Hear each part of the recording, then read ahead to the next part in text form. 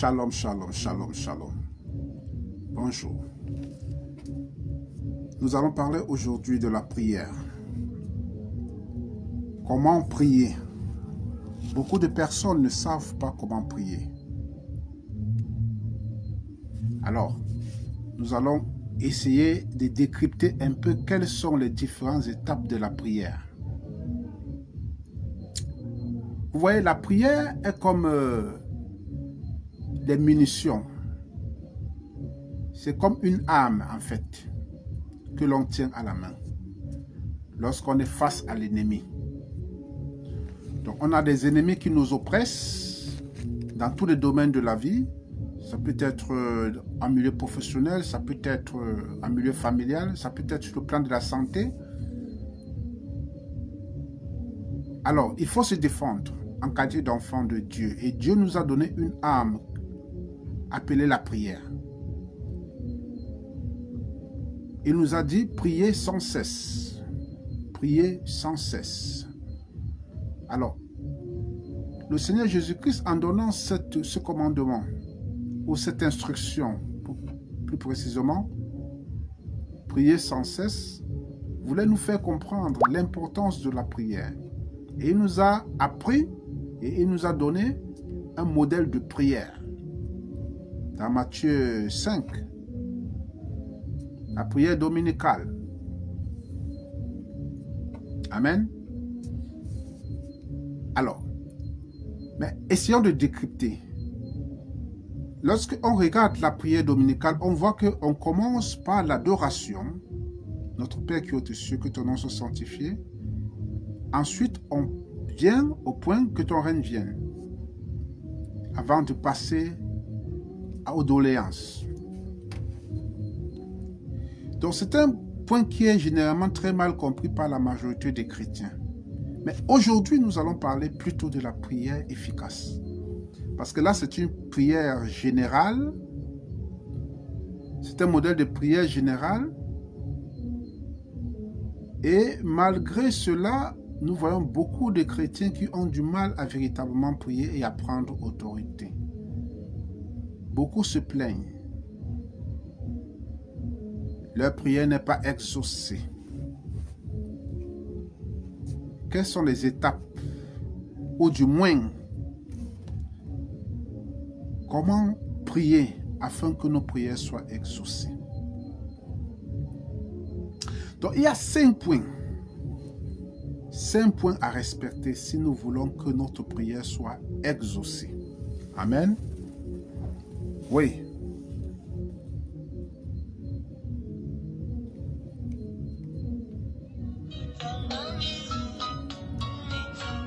Il y a 5 points. Le premier point, c'est nous devons avoir la foi. Nous devons avoir la foi quand nous prions.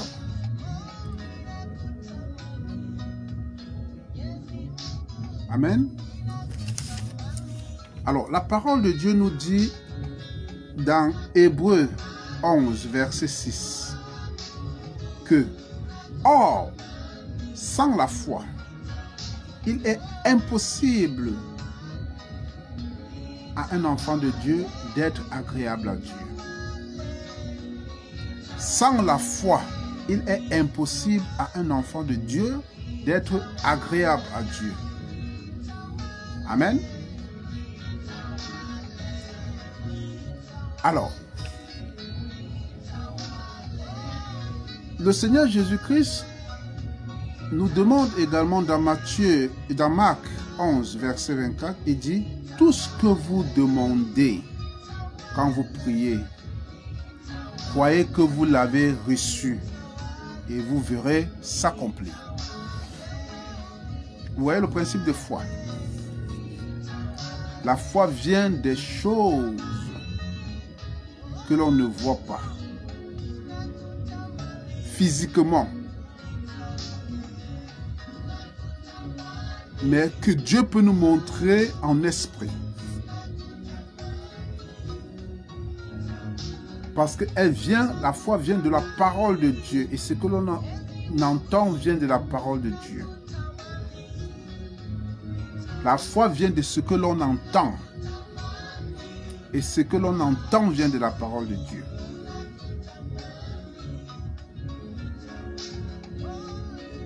Amen. Donc, priez,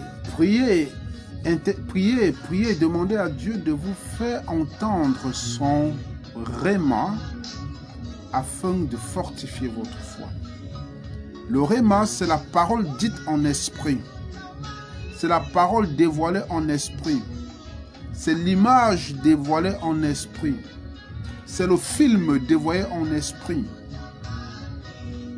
Priez Dieu pour qu'il vous donne le réma afin que votre foi soit affermie. Amen. Alors, le deuxième point.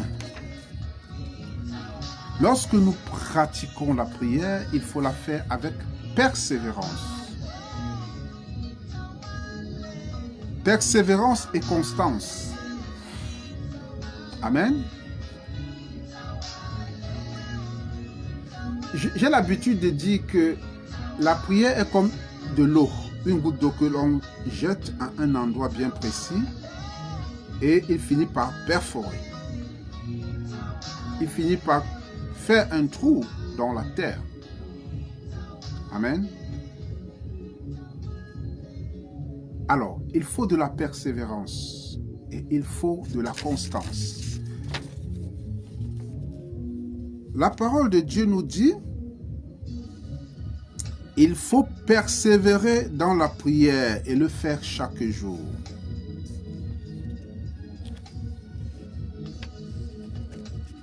Résistez au diable et il fuira loin de vous.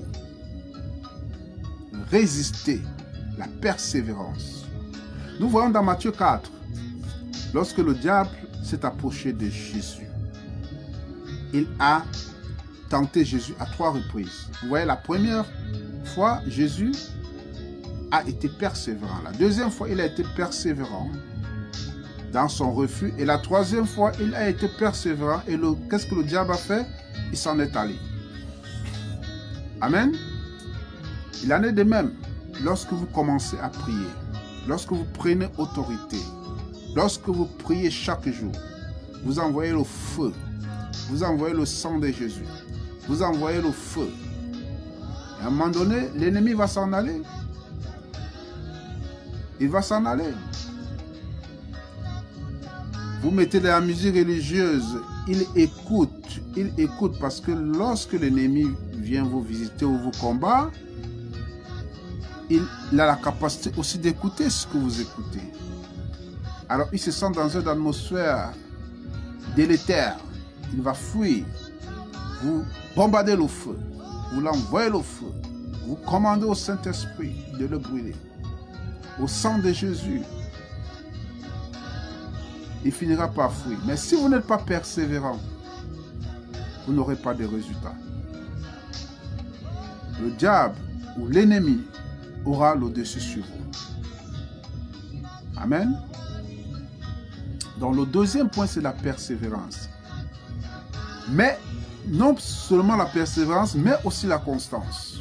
La constance. Ça veut dire que si vous devez faire un programme de prière, vous devez vous dire, chaque jour, je dois prier à telle heure, tel nombre de fois. Vous pouvez dire, je vais prier à 3 heures, parce que ce sont des heures idéales, idoines, où l'ennemi se manifeste le plus, où le monde des ténèbres travaille le plus. Amen. Alors vous pouvez vous dire, je vais prier à cette heure-là. Et puis, vous pouvez dire, je vais prier aussi à 12 heures ou 13 heures. Mais vous calez des heures fixes. Vous pouvez dire, avant de dormir, je vais prier à 21 heures. Vous essayez de respecter cette heure-là. Ça, c'est la constance. Quand vous essayez de respecter cette heure, à cette heure-là, les anges sont déjà postés. À cette heure-là, Dieu vous attend. Parce qu'il sait que à cette heure-là, quelque chose se passe. À cette heure-là, il y a un enfant de Dieu qui vient se mettre à genoux, qui vient supplier. C'est une habitude. Et tel que vous le faites ainsi, Dieu lui-même prendra également des prédispositions pour vous attendre à cette heure. Et aussi les anges. Un programme sera fait pour vous dans les cieux, par les anges, par le Dieu Tout-Puissant. Il faut le faire, il faut une certaine constance. Il faut le faire à une heure régulière. Faites vos prières à une heure régulière. Choisissez une heure, 1, 2, 3 heures, moment de la journée, de la nuit. Amen. Et faites vos prières. Vous allez voir qu'au bout d'un certain temps, les choses commenceront à être très faciles. L'ennemi s'en ira, les portes vont se débloquer, les chaînes vont être brisées, les autels vont être renversés. Amen. Et l'intensité de l'onction va augmenter. Et le Saint-Esprit va travailler dans votre vie de manière terrible. Vous allez brûler d'un feu terrible. Amen. Le troisième point. Il faut prier dans l'esprit. Alors, que veut dire prier dans l'esprit? La plupart des personnes, lorsqu'ils prient, ils sont distraits. Jésus a dit, lorsque tu pries, entre dans ta chambre. Tu fermes ta chambre, tu fermes les portes. Ça veut dire, quand tu pries, il ne faut pas de distraction. Il faut la concentration. Quand on prie, on éteint les téléphones ou on met l'adoration. Et on éteint toutes ces affaires d'appel. Vous pouvez mettre votre téléphone sur mode avion. Vous mettez la bonne musique d'adoration parce que l'adoration attire la présence de Dieu. Amen. Alors, vous la mettez, cette adoration, et vous vous concentrez. Et l'adoration permet aussi une certaine concentration. L'adoration élève votre esprit. Et l'adoration, justement, vous amène à prier en esprit. Amen. Gloire à Jésus. Alors, il faut le faire. Nous voyons dans Romains 8, 26. Il faut se laisser conduire par le Saint-Esprit. Romains 8, 26. Laissez-vous conduire par le Saint-Esprit. Lorsque vous mettez l'adoration et que vous commencez à prier dans la consacration, le Saint-Esprit prend le contrôle et vous commencez à prier avec une intensité incroyable, une consacration incroyable. C'est ces moments-là, puisque vous êtes monté en vibration, votre esprit a été élevé à des vibrations supérieures, la vibration des anges. En ce moment-là, c'est là où les choses commencent à s'opérer dans le spirituel.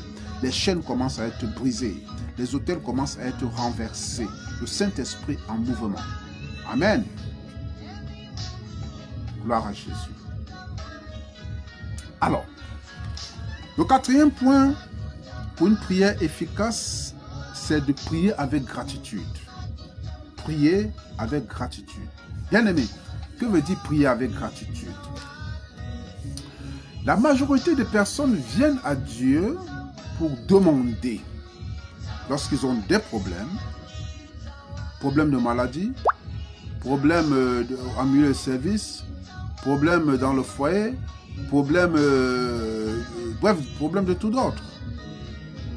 Amen. Voilà. Le Seigneur fait des choses pour vous. Il a fait des choses pour vous.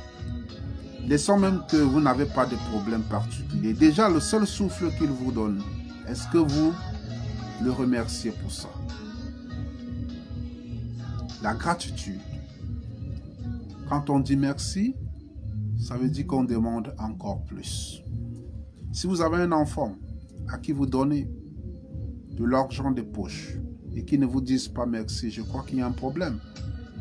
Vous allez vous demander bien. Vous allez vous poser beaucoup de questions, n'est-ce pas? Amen. Il en est de même de Dieu, qui est notre Père. Parce qu'il est notre Dieu, il est notre Roi, il est notre Seigneur. Mais n'oublions pas, il est aussi notre Père. Et un père et un enfant, un père ne refuse jamais rien à son enfant. Amen. Un père ne refuse jamais rien à son enfant.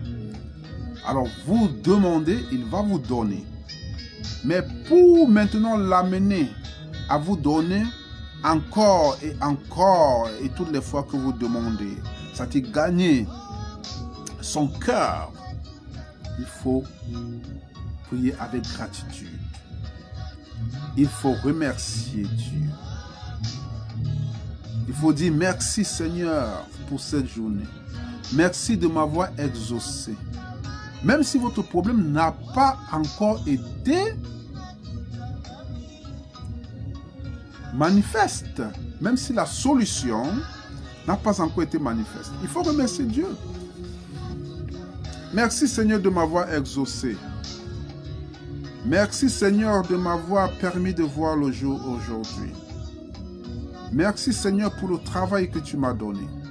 Merci pour la promotion que tu m'as donnée. Merci pour la santé que tu m'as donnée. J'étais malade, ça fait une semaine, je suis guéri aujourd'hui, je me sens et je suis en forme. Je te dis merci Seigneur. Ayons des actes de gratitude, de remerciement. Ça attire la présence de Dieu. Ça raffermit la présence de Dieu. Amen. Gloire à Jésus. Je prie pour toi, bien-aimé, que le Seigneur te donne cet esprit de prière, de gratitude. Amen. Reçois cela au nom de Jésus. Le cinquième point, bien-aimé, nous devons prier avec autorité. Oui, autorité. Nous devons prier avec autorité. Autorité et des déclarations prophétiques. Waouh, c'est merveilleux. La plupart des enfants de Dieu bien-aimés ne prient pas avec autorité. Nous supplions. Nous passons le temps à supplier, à pleurer devant la face de Dieu. Non. Lorsque nous allons à Dieu, nous l'adorons. Après l'adoration, nous implorons son sang pour nous pardonner nos fautes, pour nous couvrir nos fautes. D'ailleurs, le sang a déjà payé le prix. Donc nous devons dire merci Seigneur pour le sang qui a payé le prix. Et puis nous implorons maintenant ce sang sur les situations de notre vie. Si nous sommes combattus, nous implorons cela sur notre corps, âme et esprit, sur nos affaires. Nous essayons de scruter et voir les aspects de notre vie qui sont attaqués. Amen. Et c'est sur ces aspects-là que nous focalisons notre prière. Nous implorons le sang de Jésus. Nous déclarons. Nous prenons autorité. Nous ne disons pas, ô Père éternel, s'il te plaît, chasse ce démon. Non. Il nous a donné l'autorité. Amen. La parole de Dieu nous dit que, ça c'est dans Luc 10, verset 19. Jésus dit, voici, je vous ai donné le pouvoir de marcher sur les serpents et sur les scorpions et sur toute la puissance de l'ennemi. Et rien ne pourra vous nuire. Et rien ne pourra vous nuire. Jésus nous dit qu'il nous a donné le pouvoir. Alors lorsqu'on te donne un pouvoir, c'est pour que tu l'exerces, bien-aimé. avec autorité. Avec autorité. On donne le pouvoir aux personnes, aux enfants qui sont matures. Lorsque le Seigneur Jésus te donne du pouvoir, c'est parce qu'il te considère comme une personne mature, capable de saisir, de manipuler, de t'affirmer. Je vous ai donné le pouvoir. C'est un mandat. Et ce pouvoir que Jésus nous donne, en fait, c'est l'autorité. L'autorité d'agir en son nom. Amen. Et rien ne pourra vous nuire. Il a dit rien. Rien. Les esprits sont très malins et ils peuvent vous faire croire que vous êtes impuissant. Ils peuvent vous faire croire qu'ils sont tout-puissants. Ils peuvent vous faire croire qu'ils détiennent et que vous les appartenez, que votre vie les appartient.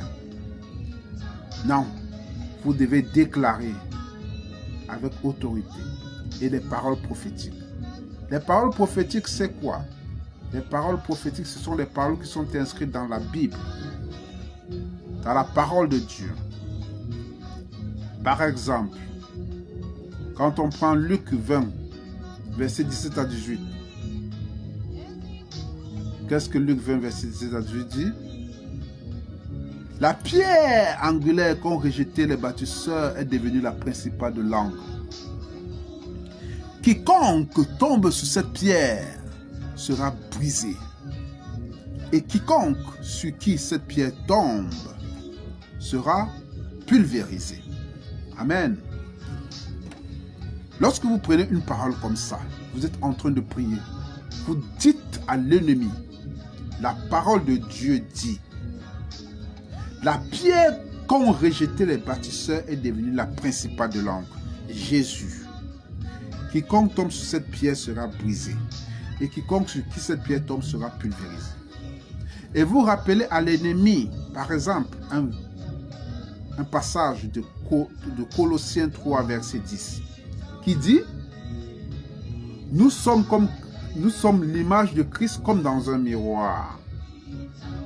Amen. Et vous le rappelez encore la parole de Romains 8, ou je crois, ou 10. Je crois que c'est Romains 10. Qui dit, ceux qui ont été prédestinés d'avance ont été rachetés. Ceux qui ont été rachetés ont été justifiés. Et ceux qui ont été justifiés ont été glorifiés. Vous n'êtes pas obligé de citer le verset, mais vous devez citer la parole. Regardez, dans Matthieu 4, lorsque le diable vient pour tenter Jésus, Jésus ne cite pas forcément le verset, mais il cite la parole. Il est écrit. Alors vous, dites également, il est écrit. Amen. Dites, il est écrit. Il est écrit. Il est écrit. Voici, je vous donnerai le pouvoir de marcher sur les scorpions et les serpents. Il est écrit. Nous sommes le corps de Christ et Jésus est la tête. Et quiconque tombera sur la pierre angulaire que Jésus sera pulvérisé. Et quiconque sur qui cette pierre tombe sera pulvérisé. Quand vous rappelez cela à l'ennemi comprend qu'il est en face de quelqu'un qui maîtrise la parole. Et puisque dans Ésaïe 55, verset 11, la parole de Dieu dit ceci, « Ma parole ne reviendra pas à moi sans effet, sans réaliser ce pourquoi je l'ai envoyé. » Et quand vous rappelez cela à l'ennemi, que tu vas partir, tu vas sortir de ma vie, tu vas sortir de mon corps, tu vas me libérer. Amen. Tu vas sortir de ma famille, de ma vie. Quand vous rappelez cela à l'ennemi, tu es vaincu. Tu as été vaincu à la croix. Car Jésus a dit tout est accompli. Il a payé le prix. Il a versé de son sang. Quand tu rappelles cela à l'ennemi, que le prophète Ésaïe, parlant de Jésus, a dit, ma parole ne reviendra pas à moi sans effet, sans réaliser ce pourquoi je l'ai envoyé. Donc, certainement, elle s'accomplira. Amen. Alléluia. Quand tu rappelles cela à l'ennemi, amen, il comprend que tu maîtrises la parole. Et puisque il ne peut pas s'opposer à l'autorité de Dieu lorsque la parole la proclame. La parole est une puissance. Lorsque vous proclamez la parole de Dieu, que ce soit le Réma ou le Logos, lorsque vous proclamez la parole de Dieu, c'est Jésus qui est en mouvement. C'est Jésus qui est en mouvement à travers le Saint-Esprit, immédiatement. Amen. Quand vous lisez Jean 1:1, on dit, au commencement était la parole était avec Dieu et la parole était Dieu. Cette parole, c'est Jésus. Apocalypse dit, sur sa cuisse, sur la cuisse de celui qui chevauchait sur le cheval blanc, c'est-à-dire Jésus, était écrit un nom. La parole. La parole. Que quelqu'un dise avec moi, la parole. Jésus est la parole. Amen. Alors, lorsque vous proclamez une parole qui sort de la Bible pendant votre prière, on parle là d'une parole prophétique. Elle a de la puissance. Elle est agissante. Elle est une épée foudroyante. Elle détruit tout sur son passage. Amen. Vous utilisez des paroles prophétiques qui parlent du transfert d'autorité que Jésus vous a donné. Qui parlent du rôle du sang de Jésus dans le rachat de votre personne, de votre être.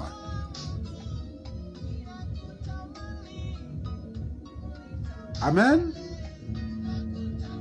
Le sang de Jésus a couvert tous vos maîtres-sûrs. Il vous a racheté du joug de l'esclavage. Amen. Il vous a racheté des maladies incurables. Il vous a racheté de tout. La sorcellerie n'a point de pouvoir sur vous. Le sang de Jésus est une barrière. Et cela symbolise la part, bien évidemment, parce que lorsque vous voyez dans Genèse, Exode.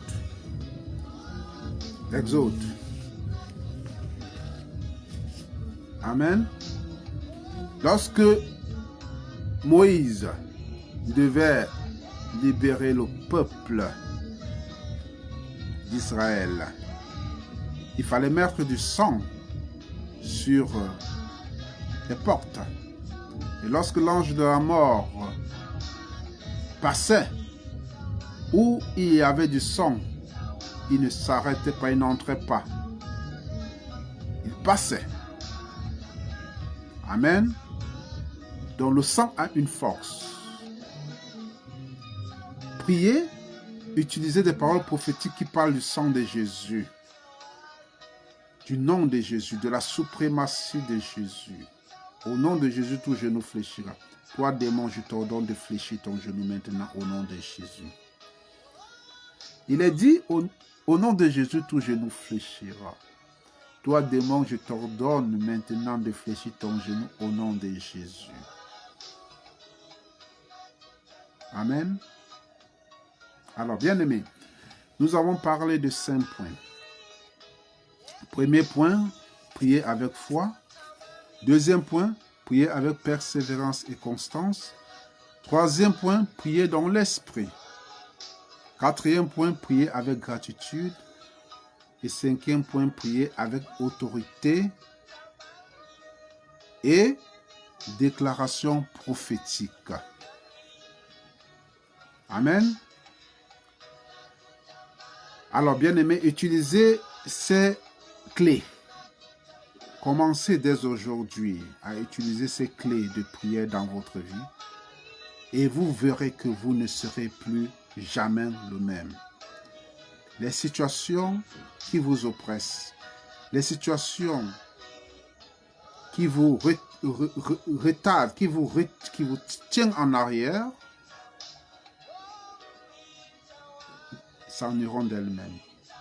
L'ennemi fuira, il s'en ira, il fuira.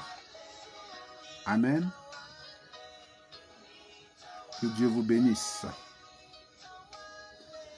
Je prie le Seigneur Dieu Tout-Puissant qu'il relâche dans vos vies l'onction de la foi, l'onction de la persévérance dans la prière et de la constance. Qu'il relâche dans vos vies le réma, cette parole-là que l'on entend et qui vient de Dieu et qui augmentera votre foi. Recevez cela au nom de Jésus. Amen. Je prie le Seigneur Dieu Tout-Puissant qu'il vous donne l'esprit d'humilité afin que vous priez avec gratitude. Recevez cela au nom de Jésus. Amen. Enfin, je prie Dieu Tout-Puissant et le Seigneur Jésus qu'il vous donne, que comme il vous a donné l'autorité, que cela soit effectif dans votre vie.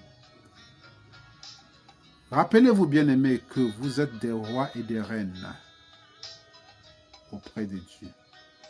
Comportez-vous comme des rois. Rappelez-vous, bien-aimés, que vous êtes des fils de Dieu. Amen. Comportez-vous comme des fils de Dieu. Comportez-vous comme des enfants qui ne consomment plus du lait. Des enfants, des fils. Pas des enfants, mais des fils. Parce qu'il y a une différence entre un fils et un enfant. Vous êtes des fils et des filles de Dieu. Et un fils et une fille, à un moment donné, reçoit son héritage. Dieu vous en a donné cet héritage-là. Il a dit, voici, je vous ai donné le pouvoir. C'est votre héritage. Vous êtes mature. Il vous donne votre héritage. Je vous ai donné le pouvoir de marcher sur les serpents et les scorpions et sur toute la puissance de l'ennemi. Et rien ne pourra vous nuire. Il vous a donné l'autorité déjà. Avec l'autorité, vous avez la posture divine. Avec le mandat divin, tout est possible. Alors, bien-aimés, utilisez cela. Tenez-vous ferme sur vos deux pieds. Déclarez avec autorité, sachant que vous avez reçu un mandat qui vient de Dieu. Amen. Et surtout, n'oubliez pas d'utiliser des paroles prophétiques, des déclarations prophétiques. Soyez bénis au nom puissant de Jésus-Christ. Comme je l'ai dit à l'entame de cet enseignement, tous les jours de 21h à 22h sur notre page